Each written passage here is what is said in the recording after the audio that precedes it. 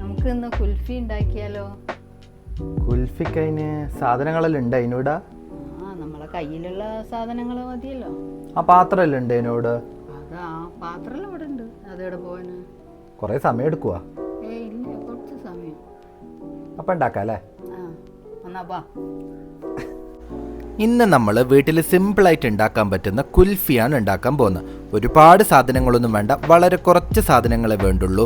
അതിൽ പഞ്ചസാര വേണം, പാല് വേണം, കസ്റ്റാർഡ് പൗഡർ വേണം, ഐസ്ക്രീം വേണം, പിന്നെ അണ്ടിപ്പരിപ്പും വേറെ ബദാം പോലുള്ള എന്തെങ്കിലും നട്ട്സ് ഉണ്ടെങ്കിൽ അതും. ഇത്രയും നമുക്കിതിന് വേണ്ടുള്ളൂ. ഇതുണ്ടാക്കാൻ വേണ്ടിയിട്ട് ഒരു പാക്കറ്റ് പാലേ നമുക്ക് ആവശ്യമുള്ളൂ.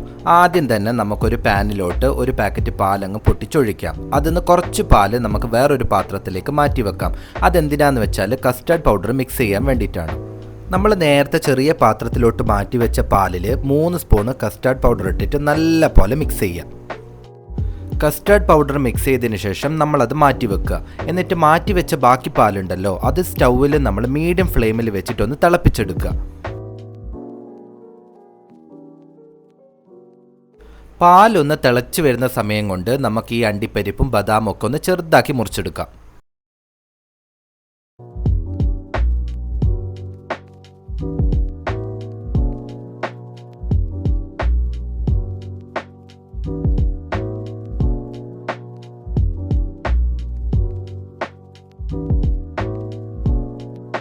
പാലൊന്ന് തിളച്ച് വരുമ്പോഴേക്കും നമുക്ക് 1/2 കപ്പ് പഞ്ചസാര ഈ പാലിലേക്ക് ഇട്ട് കൊടുക്കാം. എന്നിട്ട് നല്ല പോലെ ഒന്ന് മിക്സ് ചെയ്യാം.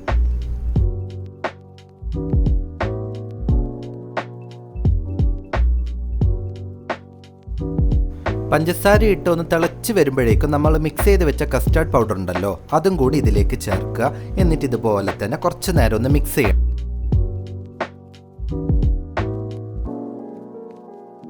കസ്റ്റാർഡ് പൗഡർ ഇട്ട് അതൊന്ന് തിളച്ച് വരുമ്പോഴേക്കും നമുക്ക് നല്ലൊരു ഫ്ലേവറിന് വേണ്ടിയിട്ട് ബട്ടർ സ്കോച്ചിൻ്റെ എസൻസ് ഒരു 2 ഡ്രോപ്പോളം നമ്മൾ ഇറ്റിച്ചു കൊടുക്കുക. ഉണ്ടെങ്കിൽ മാത്രം ചെയ്താൽ മതി, അല്ലെങ്കിൽ തന്നെ അതിന് നല്ല മധുരം ഉണ്ടാവും. എന്നിട്ട് നല്ല പോലെ മിക്സ് ചെയ്താൽ മതി. ഇനി നമുക്ക് ഇതിലേക്ക് നമ്മൾ മുറിച്ച് വെച്ച അണ്ടിപ്പരിപ്പും ബദാമൊന്നും കുറച്ച് മാത്രം ഇതിലേക്ക് ഇട്ടിട്ട് നല്ല പോലെ മിക്സ് ചെയ്ത് കൊടുക്കുക.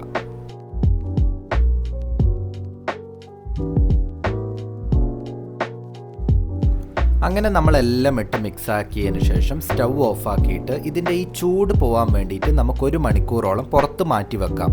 കാരണം ഇത് തണുത്തെങ്കിൽ മാത്രമേ നമുക്കതിലേക്ക് ഐസ്ക്രീം ഇടാൻ പറ്റത്തുള്ളൂ.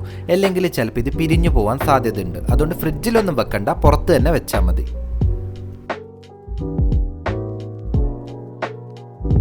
അതിൻ്റെ ചൂട് മുഴുവനായിട്ട് പോയതിന് ശേഷം നമ്മൾ അതിലേക്ക് ആവശ്യത്തിനുള്ള ഐസ്ക്രീം മാത്രം അതിൽ ചേർക്കുക.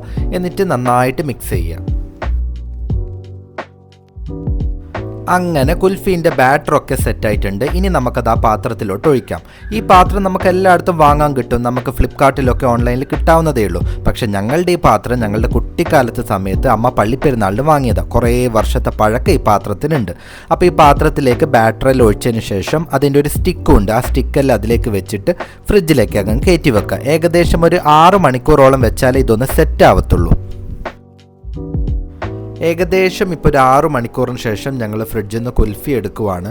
അത് സെറ്റായിട്ടുണ്ടാവുമെന്നാണ് വിചാരിക്കുന്നത്. പക്ഷേ ഇടയ്ക്ക് കറണ്ട് പോയിട്ടുണ്ടായിരുന്നു. അതുകൊണ്ട് ഏത് കോലത്തിലാണെന്ന് എനിക്കറിയില്ല. എടുത്തു നോക്കട്ടെ. വിചാരിച്ച പോലെ ഒന്നുമല്ല, സാധനം നല്ല പൊളപ്പനായിട്ട് സെറ്റായിട്ടുണ്ട്. പിന്നെ ഇടയ്ക്ക് കറണ്ട് പോയിട്ട് കുറച്ചൊന്ന് ലൂസായിട്ടുണ്ട് എന്നേ ഉള്ളൂ. പക്ഷേ നിങ്ങൾ വെക്കുമ്പോൾ ഒരു 7-8 മണിക്കൂറെങ്കിലും വെച്ചാൽ അത് നല്ല ഉറച്ചിട്ട് തന്നെ നമുക്ക് കിട്ടും. നല്ല ടേസ്റ്റിലും കിട്ടും. അപ്പം ഇത് എല്ലാവരും വീട്ടിൽ ട്രൈ ചെയ്ത് നോക്കണം. കുട്ടികൾക്കെല്ലാം അത്ര ഇഷ്ടപ്പെടുന്ന ഒരു കുൽഫി ആയിരിക്കും ഇത്. അപ്പോൾ ഇത് ഉണ്ടാക്കിയിട്ട് എല്ലാവരും ഇതിൻ്റെ അഭിപ്രായം ഞങ്ങൾക്ക് കമൻറ്റ് ചെയ്യണം.